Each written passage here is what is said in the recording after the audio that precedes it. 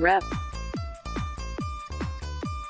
Katie Porter, D-Calif, is in a vulnerable position, having flipped a Republican seat in Orange County, and acknowledges the political risks of being pro-impeachment.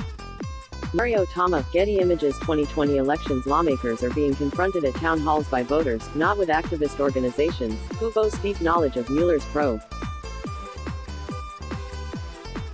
By Andrew Desiderio and Sarah Ferris. August 27, 2019, 5:02 a.m. Eastern Daylight Saving Time. Irvine, Calif.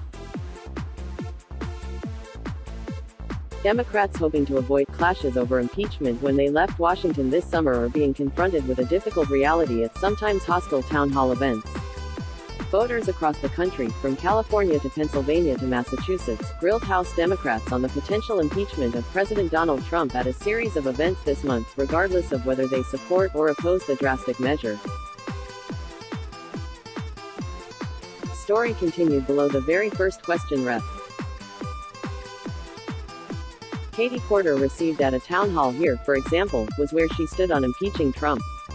To rousing applause, the vulnerable California Democrat told the crowd that she favors impeachment, even though some worry it would play into the president's hands. Porter, who flipped a Republican seat in what is becoming a more liberal Orange County, also acknowledged the political dangers of her pro-impeachment stance. People said, "Well, this might be risky, you might not get re-elected." Porter said, "I said, I am here to do what's right." Her response underscores the quandary facing House Democrats, especially so-called frontline members whom the National Party believes are its most vulnerable in 2020. Many progressive voters want Democratic leaders to move forward with impeachment immediately, the politics of it be damned, because ethics demand it. Others are hammering their representatives over the possibility that impeachment would boost Trump's re-election prospects because he would claim vindication after being acquitted by the GOP-controlled Senate. Interactive. See which House lawmakers support impeachment. If the only times I got out of bed were days I thought something I vote on would pass the Senate, I would have bed sores, Porter quipped. Democrats won the majority in the House because they flipped dozens of Republican-held seats, including all 4 in Orange County, with candidates who billed themselves as moderates. But many of those same Democrats have come out for impeachment, and all of the potentially perilous political consequences that come with it. It's a question freshman Rep. Harley Ruda has also grappled with. Ruda, another Orange County Democrat, is high on Republicans' target list as they aim to retake the majority in 2020, but he, too, backs an impeachment inquiry, despite fears among many Democrats that taking such a position in a swing district is a political death knell. None of the calculus included, "What does this mean to me personally from a political standpoint?" Ruda said in an interview in Laguna Beach, where he lives. "Does this help me or hurt me in my chances of getting re-elected? Never crossed my mind once." Rep. Stephen Lynch, who opposes impeachment because he fears it will help Trump, faced a hostile crowd of around 200 advocates, activists and constituents who shouted him down as he delivered impassioned rejections of their calls for impeachment. Lynch, who has served in the House for nearly 2 decades, faces a different predicament than his fellow moderates in swing districts. The Massachusetts Democrat doesn't fear Republican opponents. He has progressive primary challengers as his already blue Boston suburbs district is being yanked to the left. "You are going to give Donald Trump another 4 years by doing that. You are helping him. You are helping him get another 4 years, Lynch fired back at his constituents, raising his voice as the rest of audience shouted at him. "I want Donald Trump removed from office and you're going to give him another 4 years. That's what I know. That's what I know in my heart." Many of the pro-impeachment voters turning out at town halls didn't appear to be part of organized efforts, even as progressive groups like Impeach Now and Indivisible have ramped up their Impeachment August campaign. There were few, if any, matching t-shirts, poster board signs or coordinated chants. Instead, people lined up at the microphones eager to discuss specifics of Trump's actions as outlined in former special counsel Robert Mueller's report and the House's lawsuits, a kind of detailed knowledge and energy that suggests pro-impeachment sentiment is more deep-rooted than simply an antagonistic anti-Trump movement and could be impossible for Democrats to ignore long-term. Poster equals http://v.politico.com/images/1155968404/11556801637013606301300/60639303001_bs.jpg $11559684004. True, several people were so versed in the House's work that they at times challenged their own members about the legal merits of an impeachment inquiry, a nuanced argument that is usually heard in the hallways of Congress rather than a suburban community center. They praised House Judiciary Chairman Jerry Nadler, DNY, by name, and name-dropped witnesses like former White House counsel Don McGahn, who was mentioned multiple times in Mueller's 448-page report. The issue also resurfaced in a Democratic caucus call this month, where Speaker Nancy Pelosi reiterated her cautious view on the subject. The public isn't there on impeachment. It's your voice and constituency, but give me the leverage I need to make sure that we're ready and it is as strong as it can be. Pelosi told House Democrats in the conference call last week, according to an aide. The equities we have to weigh are our responsibility to protect and defend the Constitution and to be unifying and not dividing.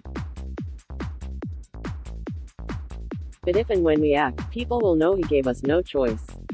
Pelosi added, a reference to Trump's stonewalling of myriad congressional investigations. If he cannot respect the Constitution, we'll have to deal with that. It's about patriotism, not partisanship. But liberal voters across the country, who flocked to town halls this month, say that politics is the exact reason Democratic leaders aren't acting on impeachment. In a conservative suburb of Pittsburgh, one man recited lines from the Mueller report as he pressed vulnerable freshman Rep. Connor Lamb, BPA, on his opposition to impeachment. I happen to believe, having read the Mueller report, back to front, back again, there are a lot of questions we still need to know the answers to, Lamb, a former federal prosecutor, said during the event. In a packed city council room in Verona, NJ, Democratic Rep. Mikey Sherrill faced dozens of people clamoring for impeachment and, at times, interrupting her to make their point. If we let him get away with this, my fear is there will not be a constitution, one woman told Sherrill, sparking applause. But Sherrill, who is also a former federal prosecutor, said Democrats don't yet have enough evidence to bring an impeachment case against Trump, a charge that a majority of her Democratic colleagues have rejected. If we don't make a strong enough case to the American people, and right now, I don't think we can do that without more, the president will be acquitted, and we will now have two branches of our government who have said that his behavior is acceptable, Sherrill said as the room quieted, adding that she would support impeachment if Trump defies a court order. Representative Mikey Sherrill, a former federal prosecutor, has also faced hostility after saying she doesn't believe there is enough evidence to impeach. Ariel Tapper, AP photo. Yet this moved some members of the audience to accuse her of playing politics. It's a fight worth fighting. If you lose, but at least you made the fight, one man said as Sherrill turned to other questions.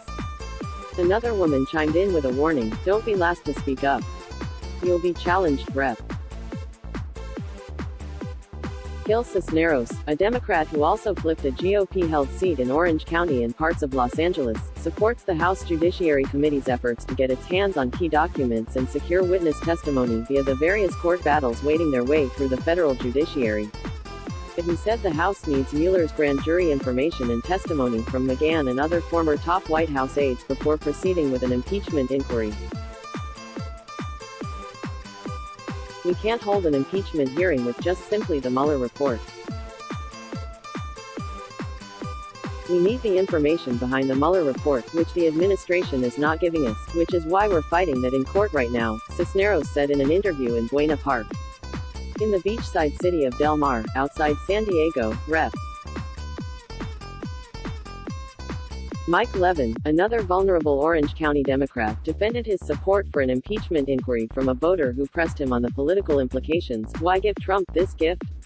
I know that the politics on this are divided, Levin told the man. But I also know, with 2 young children, that eventually I'm going to have to account for what I did or did not do, and I would rather be able, in the years ahead, to look back and know that we protected our democracy and that we stood up for what we knew to be right, for what we knew the founders intended for us to do, rather than what we felt may or may not be politically expedient, Levin said as voters in the room gave him a standing ovation. Levin's district, represented for nearly 2 decades by former GOP Rep. Darrell Issa, includes the most conservative part of Orange County, a suburb of Los Angeles that is rapidly shifting Democratic, and much of San Diego County, which is more liberal. But Democrats still count him as vulnerable, and Levin acknowledged that it won't be easy to keep his job in 2020. Still, he said, he's ready to act on impeachment.